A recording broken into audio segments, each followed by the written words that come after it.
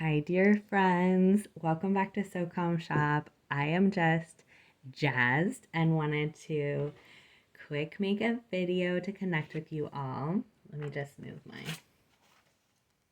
little sewing here to make sure I'm in the picture. I am working on this little slow stitching project. I am making the slow stitching through the Motherwound workshop right now. I'm on the third module and I'm just loving it so much. I also have to acknowledge that I am pretty wired right now because I got a decaf coffee. I gave up caffeine a few years ago and I had a big craving for coffee. And I know if I, let's just even, can't even imagine what would happen if I had drunk a regular coffee, but I drink a decaf and I feel like at the top of the world. I feel like $1,000,000. I love it so much. So we'll see. Am I gonna get back on decaf coffee? I don't know. But so I have a ton of energy, but honestly, I think I'm also just really energized about by doing this work. Making these workshops feels so special to me, and to talk about these really meaningful topics and to sew while I'm doing it and to share it with you all, it just feels really special and wonderful. And I care about us all so much, and I'm really just so happy to be doing this. I feel like it would be incredible if I could do this as like my full-time job, because I feel so drained and exhausted and kind of demoralized working my current job. And this is just so fun and energizing and special and fulfilling. And like, I care about it and I feel like I'm having fun. And it just really is so special. So let's see, let's put it out there.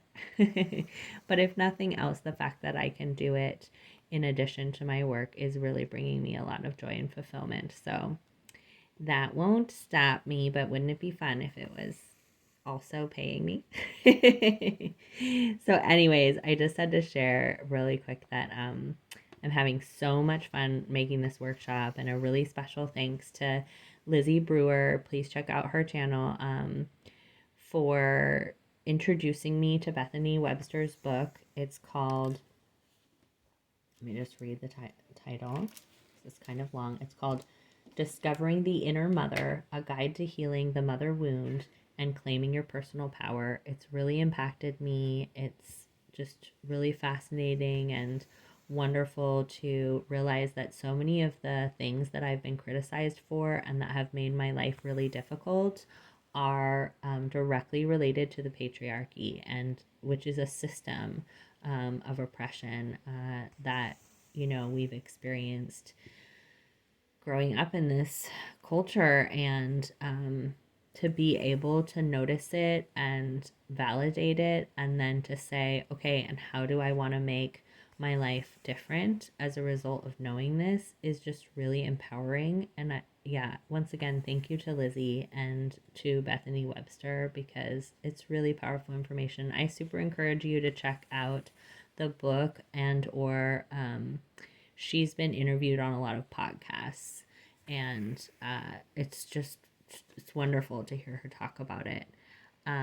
So this was the piece that I did with the first sort of module, and this is going to be 4 sections, and this is the one that I'm working on with the second one. And this is a baby quilt, like a doll quilt that my grandma made me, and so I'm using it as the base. And this fabric that I made this ruffle with here is from an apron that my great grandma made.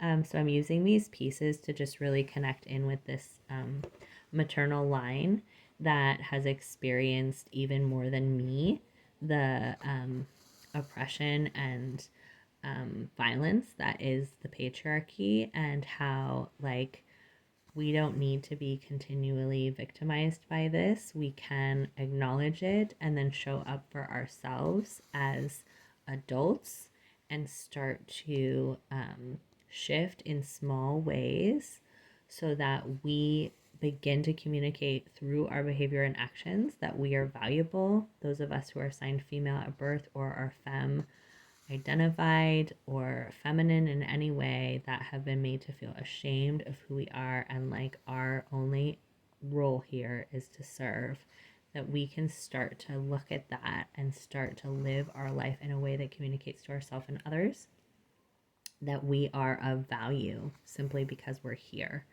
and that we're not only valuable because we're good or sweet or of service. So yeah, I'm excited about it, you all. I really am. So I'll let you know when it's done. I think it's gonna take me a little bit, like another week or so, and get it all uploaded and ready to go. And I've been thinking about switching from Gumroad to Patreon. Let me know in the comments what you think about that. I don't know if Patreon, I think you can't sell like a workshop just on its own in Patreon. It's more of a subscription, like a membership. If we put it on Patreon, then it could be like, $5 a month or whatever to have a workshop and like a monthly Zoom where we stitch together and meet in real time. I don't know. Let me know what your thoughts are. And I do have an idea for a couple more workshops, but if anyone has an idea for another workshop, let me know that too, because I think that'd be fun. I found this amazing person who has some workshops on, they do more what you would consider like, when you think of slow stitching, it's like that really natural looking, like all very muted colors, like just a bunch of, let me see if I can find their name real quick. A bunch of like small stitches that doesn't really have like a funky pattern or anything. Emma Freeman. Look Emma Freeman up. Creative, let's see. Creative, what's this? I don't know how to say the word of their website. Let's see if we can find something else that. Creative Unearthing. That's what it says. creativeunearthing.com. And they have classes. They're also a poet. They have classes that look really interesting. Check them out. Fabric meditation books, wabi sabi mixed media books, Zen and the art of nature weaving. I'll try and put a link in the description.